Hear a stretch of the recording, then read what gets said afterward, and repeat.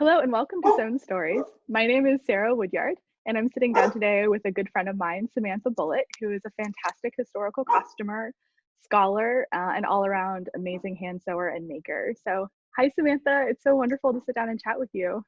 Hi, Sarah. Thank you so much for having me. So, how is your hand sewing practice going currently, and what are you working on? It's going well. It's sort of been stop and start just because of the nature of the projects that I'm working on, because I'm kind of working on a few different things, just to help, keep my interest level up. I find it's easier for me to work on a few different things at once. So I'm binding a pair of stays, so that's happening by hand. And then I have some machine projects to help kind of break up that hand sewing as well. So working on some early 20th century projects, just like a 1918 house dress. So that's something I can do with both machine and hand sewing. Nice, that's awesome. I like the teams for that reason, kind of that mixing of the two. Yes. And you, I mean, the work that you do spans so many centuries. I mean, I've seen you do beautiful 16th century clothing through 20th century. I mean, do you have a favorite type of sewing or time period, or? I mean, that's tough. Yeah, I always kind of think like, wow, I wish I could just really be passionate about one single time period, because that would help just focus my energy and I could do like all the things for that one period. But I'm just so fascinated by everything, really. And it's just whatever mood I happen to be in, I guess. Yeah. But definitely the 1860s will always sort of be home for me, because that's really where I started historical clothing.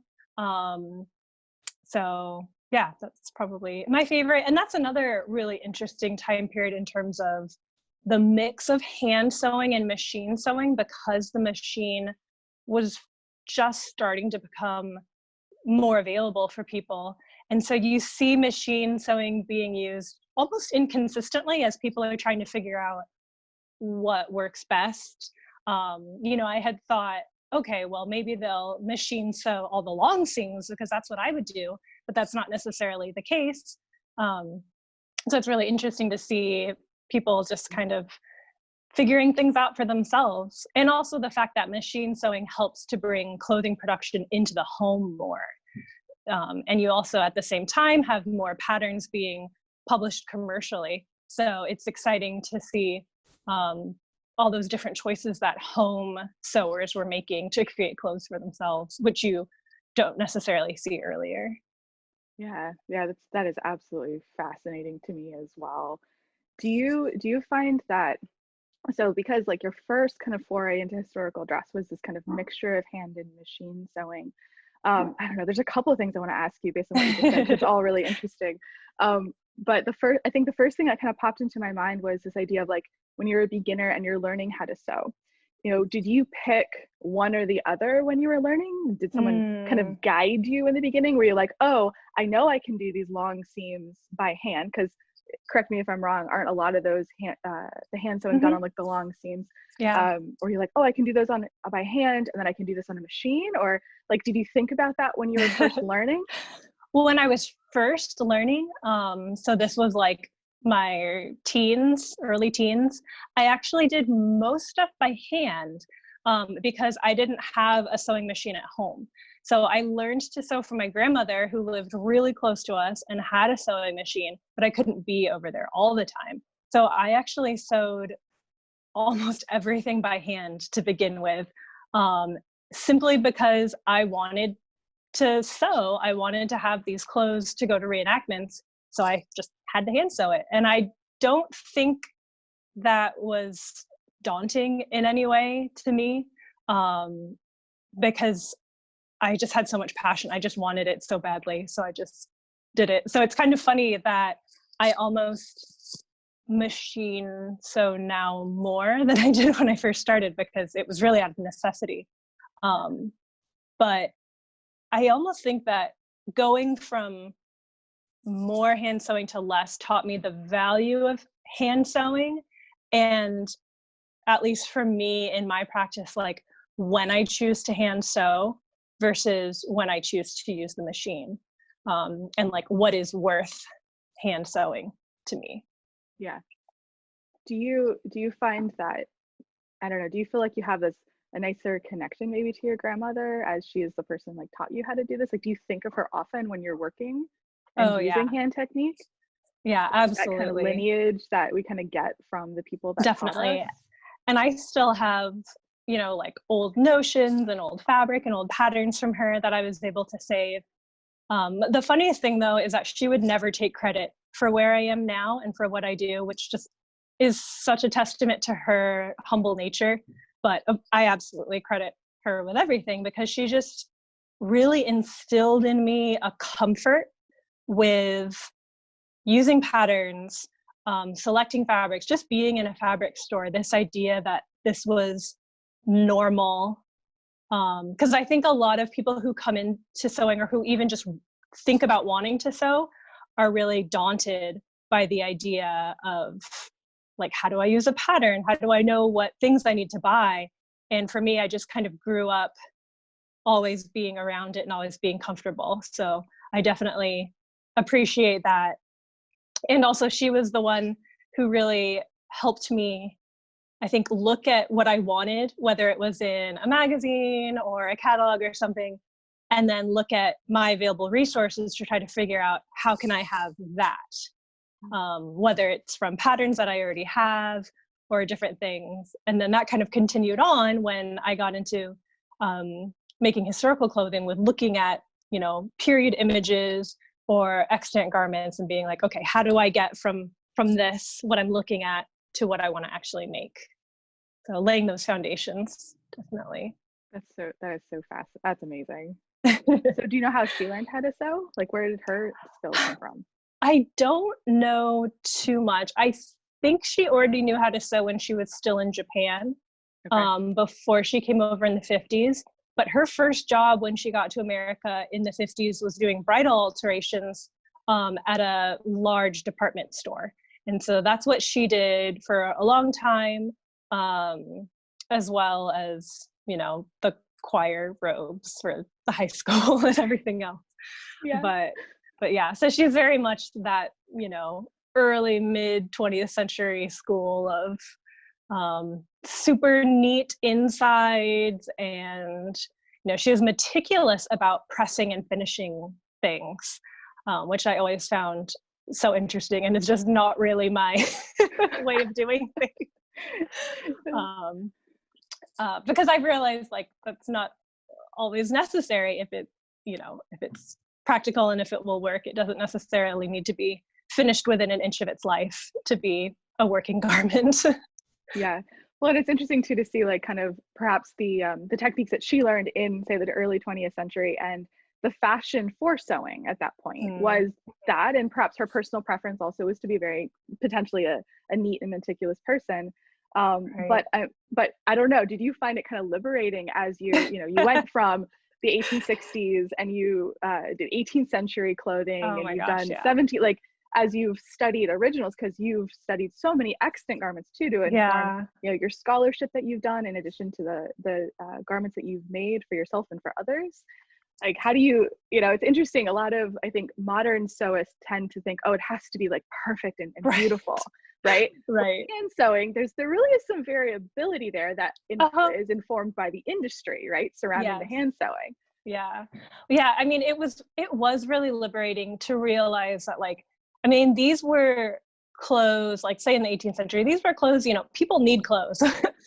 These are things that need to get made so that people can wear them. They need to be able to have enough clothing to get them through their week or whatever. So it's not like these things can just be like meticulously sewn. They're not, thrown together necessarily. They still need to be strong enough to serve the people who are going to be wearing them. But that's really the goal, not necessarily that it's pristine. The other thing that was very liberating for me was learning cutting on the body, because that is definitely the way that my brain works as opposed to drafting patterns. So, oh my gosh, I love draping on the body. I just absolutely love it. Whenever I do it, I see it as this like exciting challenge, this exciting like puzzle that I need to figure out, like, how can I get this to fit the person perfectly? How can I like solve this issue? And I am a perfectionist. So getting to just like mess with that sleeve until it's absolutely perfect is just like, I'm not going to give up until I get it. So I really love cutting on the body. I love it. And I And wish I could do more of it too, because it's great for the 18th century. And, technically there's modern draping techniques, but it just works so beautifully in the 18th century because that's how the gowns were made. And it doesn't translate to other periods as well, but that's okay. yeah, it is so satisfying just to see that thing like just snap into place. The Oh red hair yeah. stays. Oh, You I cut love that it. bias out, and it's just like, it's Hmm. amazing. Yeah, it's Hmm. amazing. Like Yeah, cutting away the skirt, at the waist, and it just like the bodice just fits perfectly. Oh yeah, I love it is. it. It's amazing. Well, and then like you can cut it on the body, and then you can take it off, and then you can just start sewing. Like you don't have to Yeah. worry about, like you're saying, Yes. like pressing as Oh, much. I You can know. finger press it and baste it, and Yes. that's really nice. Yes. I love being able to do that. Do you so kind of going back earlier to something Mhm. that you were touching on, you were talking about this idea of kind of mixing up your hand sewing Mhm. with your machine sewing. Of course, all 18th century sewing is done by hand, Right. historically. So it sounds like right now you're working on some historical hand sewn stuff, but also Mhm. modern stuff. Is there a reason why you like to mix things up with hand and machine? Yeah. Part of it is what I have been doing for work because I'm making clothing for historical interpreters to wear. There's hundreds of them and only a few of me. Yeah. So we really have to use machine sewing to get a certain amount done, but we always will do hand sewing where either it will show or it will really affect the overall look of the garment. So linings will always get put in by hand just because it's really not going to look the same as if you were to say bag line something, even with stay stitching or under stitching and all that stuff. It's just never going to look the same. So that kind of helped me figure out, what I needed to do in that scenario. But also with my tendinitis in my wrist, Mm. it's really forced me to choose what I want to use my hand sewing on. And so again, like anything that'll really show, anything that has to be done by hand. I mean, I love making ruffs, and that is something that totally has to be done by hand. I know there's some people who use like a smocking pleater to gather the gathered edge of the ruff, which is really cool, and smocking pleaters are super neat. Um, but I also love the whole process of stroke gathers, so I don't want to give up any aspect of that. I think that's one of my favorite things to do. So there's parts of hand sewing that I just genuinely enjoy. Stroke gathers, whip gathers, because there's something about like the mechanical aspect of you do this motion and then pull the thread or whatever and it just comes together. It's so cool. But yeah, if I can do something by machine that isn't going to affect the overall look of a garment, then I'll do it by machine and save hand sewing for where it shows, or yeah, where it won't affect the garment. So that's just been something that I have had to do in order to keep hand sewing at all, is to cut myself the slack, really. But I'm also very intentional about the purpose of the garment that I'm going to do that on. So if I have a museum contract to make a garment that's going to be used for educational displays, it's going to be a hands-on thing, people look at it, or if they've asked me specifically to recreate something in their collection, then I would definitely do everything by hand. But if they wanted something for an interpreter, like a petticoat, where it wouldn't necessarily, hopefully visitors isn't going to lift up their petticoat to look and see if their seam has been, side seams have been stitched by hand, then that's something I can do by machine. So it really, for me, is also the end goal of the garment as well. that informs what I want to do. Because let's see, 6 years ago when I was diagnosed with the tendinitis, I was pretty scared that I was gonna not be able to sew ever again. I felt like there was this hourglass, and I didn't know how much sand was in the top, and like every stitch was one more grain of sand, and I was like, someday it's gonna run out and I'm not gonna be able to hand sew at all. And that was like so devastating. And I had a lot of depression associated with thinking that I couldn't hand sew ever again. Because before the injury was when I was still like, oh yeah, I'm gonna hand sew as much as I possibly can. I had just come off of doing the George Washington tent project where we literally hand sewed a giant tent. So that was, where I was coming from, that and like my internship in the millinery shop. So it was like, oh yeah, hand sewing is life. And then suddenly it was like, wow, hand sewing is actually now painful, and I'm scared that I'm not gonna be able to do what is like my lifeblood and my passion. So I've realized that one, just slowing down on the amount of things that I was working on, which was good in many ways, to be able to be intentional and focus on other things, but just to also be like, it's okay for me for these particular projects to mix the hand sewing and the machine sewing, and it'll still be okay. But that was definitely not something that came easily at first, because it felt like a moral failing almost, just because of my background, to be like, oh, I'm machine sewing this. But if it meant I could hand sew in the future, and here I am 6 years later, still dealing with pain and issues, but I'm still hand sewing. So do you do anything to try and keep the pain at bay besides like mixing up your projects? Like, do you have like exercises? And yeah, I know you're not a medical professional, but I'm sure you've seen a lot of medical professionals. This is not medical advice. So put the little disclaimer at the bottom. Yeah. The most helpful thing for me in the beginning was to wear a brace. And for my type of tendinitis, which is along here, so I don't have carpal tunnel, which is like the first thing that most people think of. I actually have tendinitis here on this tendon going into my thumb. And so I have a brace that comes up and secures my thumb. So this is what my brace looks like. And this is a new one, so I usually trim these Velcro pieces.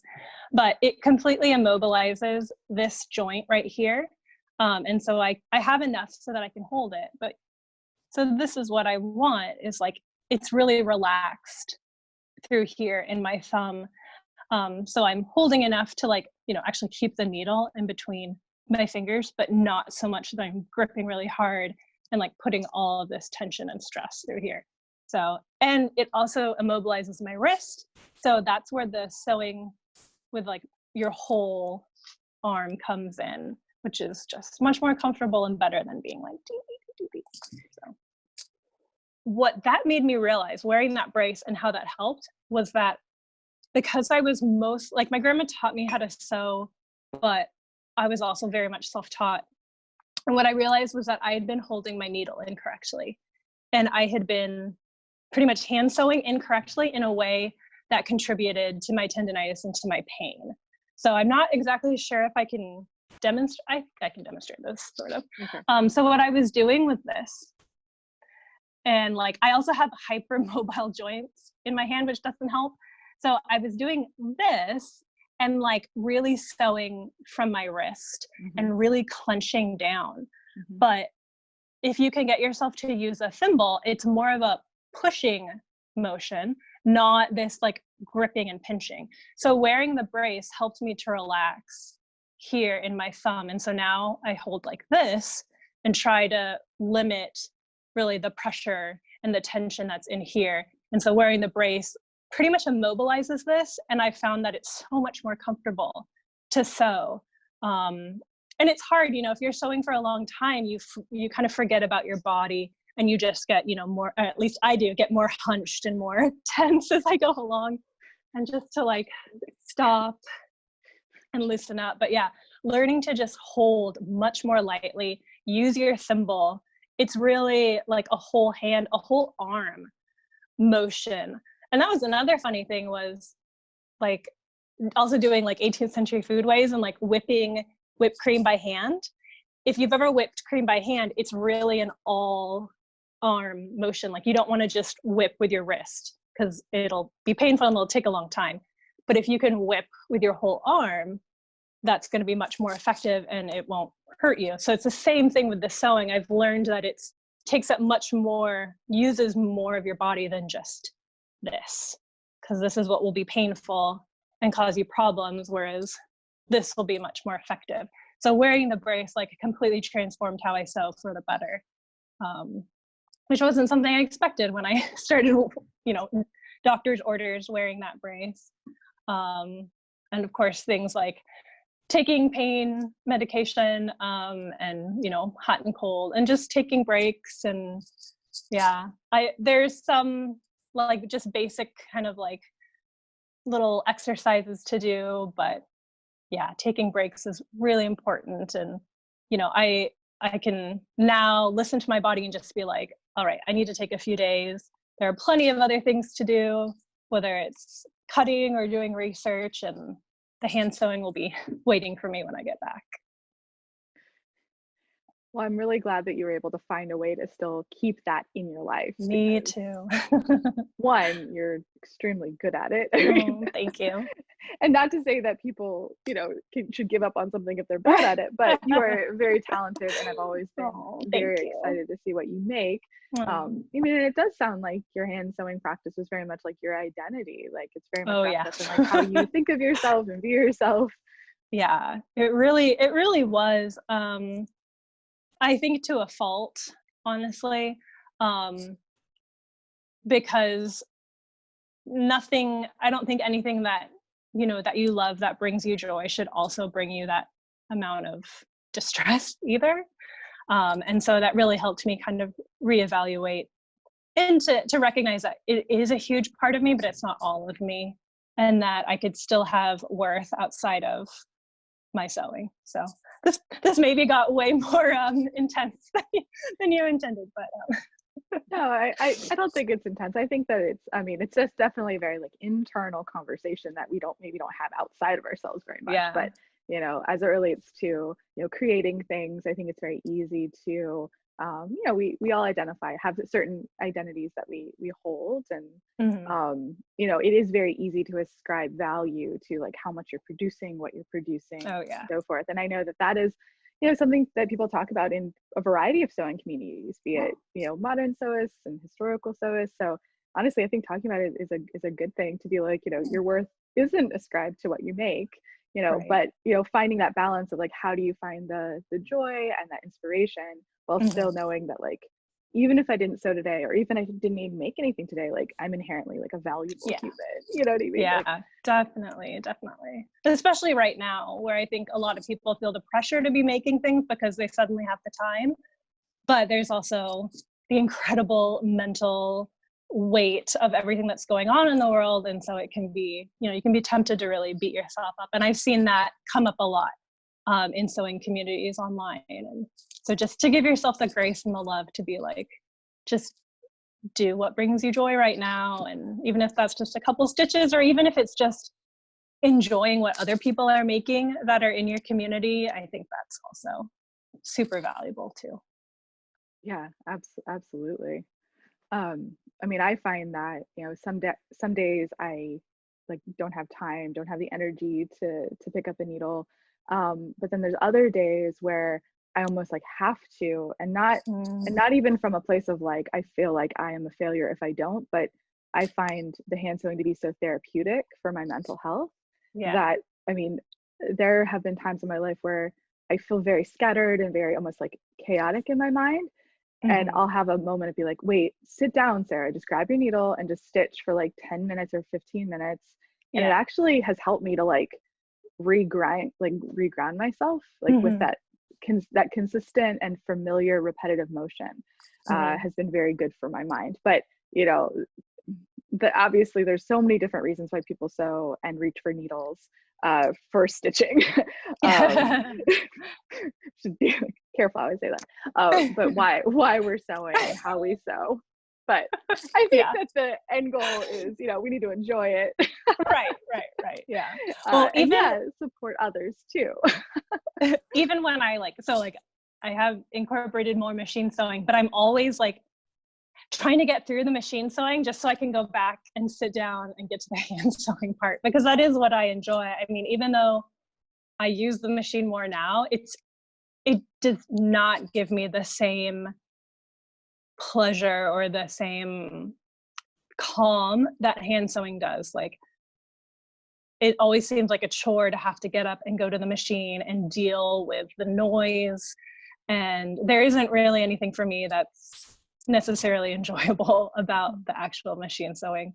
So I'm always trying to get back to the hand sewing point as soon as I can, because it really is just, yeah, so soothing. And I love that it is portable and it's something that you can do in the company of other people without feeling like you're ignoring them. I mean, I think it helps me focus on what's going on around me, to actually have something, because the part of my brain that would have been wandering is focused on the hand sewing, and then the other part of my brain can tune into what's going on with the people who are around me. So I really like that part of it. So, if I at a family thing or anything, or in a meeting, I can just pull out that hand sewing and I'm still there. But I'm also getting something done, and just really the pleasure of the sewing. I think that I really enjoyed that one time we went to a Starbucks and you were finishing up your embroidery on a muslin gown. And we were sitting there in this, in these big overstuffed chairs, drinking coffee or tea. Yeah. And you were just like, had your hoop, your muslin, and you were making this stunning piece of art, but it was so portable that you Oh, said, yeah. okay, I'll just take it here. And I Right. think that maybe like some people who are beginners might be like afraid, like, oh, I have to like sequester this and I can't take it Oh, anywhere. yeah. But you were like, all right, we're gonna go. This is coming with me. We're gonna hang out Right. and drink some coffee and we're gonna do some embroidery. Oh, yeah. I sometimes think that I'm almost a little too liberal with my clothes and my projects, but like I'll like lay out the silk that I'm painting and like just let the cats walk all over it or something. But I still come back to like, yes, it's something that I'm putting hundreds of hours in, but it's still clothing and it's still something that's going to get worn and used. And so I don't really mind the evidence of like life happening to those clothes either. So yeah, I think people probably are like, get a little worried about how I treat my stuff, but they're just clothes. They're meant to be used and worn. So I mean, do you think that through the experience of making so many garments and wearing so much stuff, you don't see it as like pristine or as like I don't know what the word I'm looking for, but just like as pristine as you might think of it as like just like an art object, like you yeah, say it is clothing. But do you think the yeah. actual process of making it, looking at originals kind of, I don't know, brings it kind of back down to life for you maybe? I definitely think so. That also gets brought up when I often will sell things that I've made or even just give them away, because it's like, yes, I've made that and I've had the experience and joy of making it and probably wearing it. And now I can let it go. And now I have an excuse to make things again. So it's this kind of cycle for me. And I don't really get super sentimental about a lot of things, because at the end of the day, as much as I enjoy the object itself, I more so enjoy the actual making of the thing. And so if I have an opportunity and a reason to make again, that is worth a lot to me, not just having the finished object. So I think that's why I've been able to keep working on things during this time. I know a lot of people have felt like without events or reasons to make things, it's really quashed their desire. But for me, I'm just like, oh, I have this time to try all the things I've been putting off, and just having that ability to make and create has really helped me just kind of stay grounded and sane. Yeah. So which project right now do you think you're most excited about? Oh, that's tough, because I think something I've done during this time is let myself work on just literally whatever I feel like working on at the moment. So I have a bunch of kind of things in the air, but I'm excited about all of them.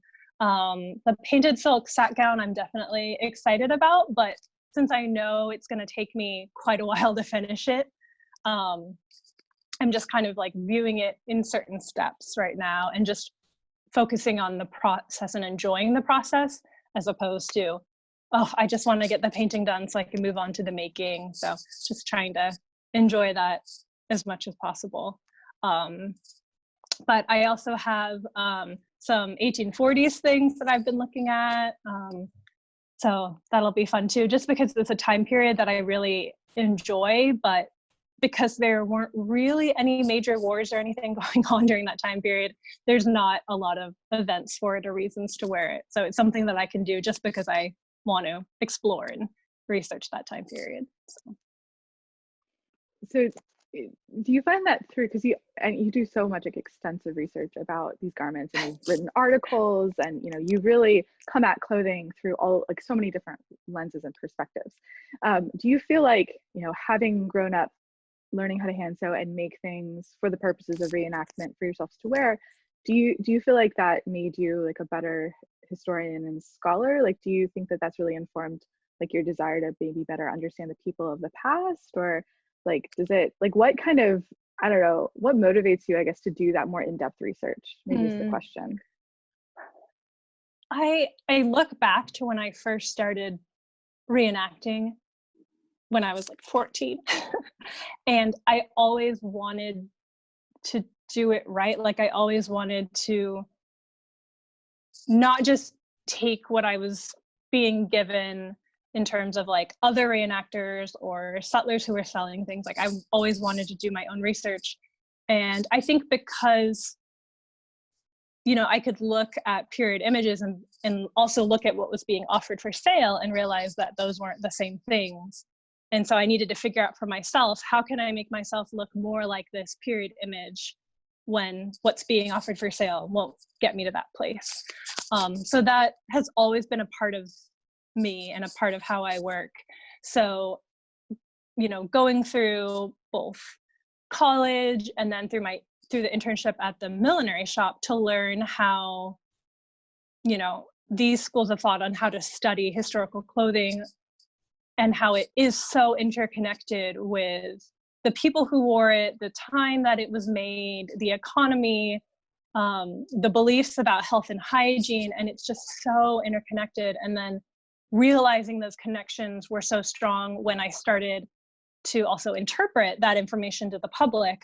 I think it's easy when you study historical clothing, and probably the reason that for so many decades the study was really looked down upon in a way, and it wasn't given the same amount of credibility as other forms of art or material culture, is because people just think fashion is fluff, and it doesn't really have much meaning other than being an object of beauty. But it really is so connected to the people who wore it and who made it, and you can make so many connections. And I just love being able to do that. Like, one of my favorite things is, in talking about linen undergarments and the laundry process, and then getting into the actual science behind lye and how that all works in laundry. So you can bring in some of those like STEM, subjects into clothing. And I think that's amazing. And there are a few other things that can really make those connections. And